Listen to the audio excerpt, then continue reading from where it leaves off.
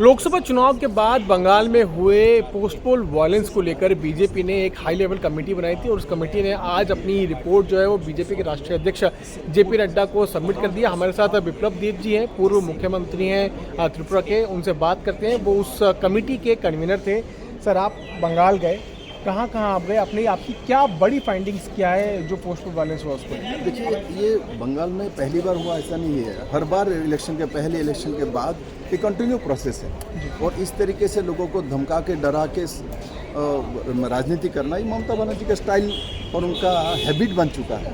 एक महिला हो के महिलाओं को बलात्कार किया जाता है, 6 आदमी मिलकर एक महिला को बलात्कार करता है। FIR नहीं है, 164 नहीं है, MLC नहीं है, वो थाने में नहीं जा सकते। पूरे थाना बंगाल में तृणमूल का ऑफिस बन चुका है। कोई थाने में जाए तो उसको उल्टा धमकाता, थाने में क्यों आए हो, आपको रहना है क्या नहीं।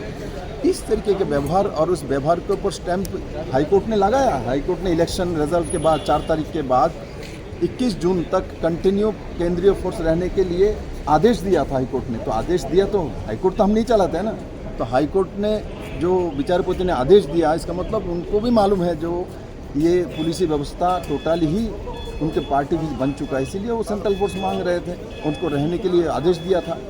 तो वही बंगाल के ये जो स्थिति है, उस स्थिति के बारे में हमने 21 पेज का रिपोर्ट माननीय राष्ट्रीय अध्यक्ष जी को दिया है और उसमें जो सजेशन देना है, हाईकोर्ट के निगरानी में क्या करना है, महिला कमीशन, ह्यूमन राइट्स कमीशन, इसके ऊपर हम लोगों ने पूरा विषय रखा है और हम लोगों को पूरा विश्वास है आदरणीय जेपी नड्डा जी के लीडरशिप में ये हमारा जो रिपोर्ट है वो सही जगह पे जाएगी और इसके ऊपर बंगाल के भारतीय जनता पार्टी के कार्यकर्ता और जनता के साथ न्याय दिलाने के लिए जो व्यवस्था हमने इसमें सजेशन दिया और उसके ऊपर हम राष्ट्रीय अध्यक्ष से कार्रवाई करेंगे और बंगाल के जनता एवं भारतीय जनता पार्टी के कार्यकर्ता के प्रति न्याय करेंगे। एक आपने बात बहुत महत्वपूर्ण कही अपनी रिपोर्ट में कि बंगाल एक मिनी पाकिस्तान बन चुका है, ऐसा क्यों लगा आपको? देखिए, इसमें हमने जो अपने रिपोर्ट में हमने इस तरीके के शब्द नहीं किया।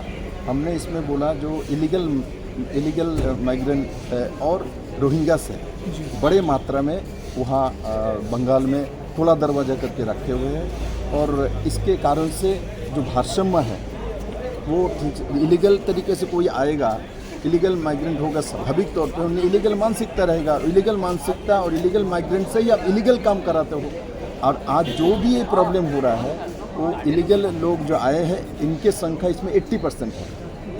तो इसलिए हमने स्पष्टता के साथ रिपोर्ट में वो रखा है जो स्वाभाविक है, जिसका कोई दायित्व ही नहीं, जिसका कोई वोटाधिकार ही नहीं है, वो इलीगल तरीके से वोटाधिकार बना लिया है, तो उनका तो रिस्पॉन्सिबिलिटी नहीं बनता इस देश के प्रति।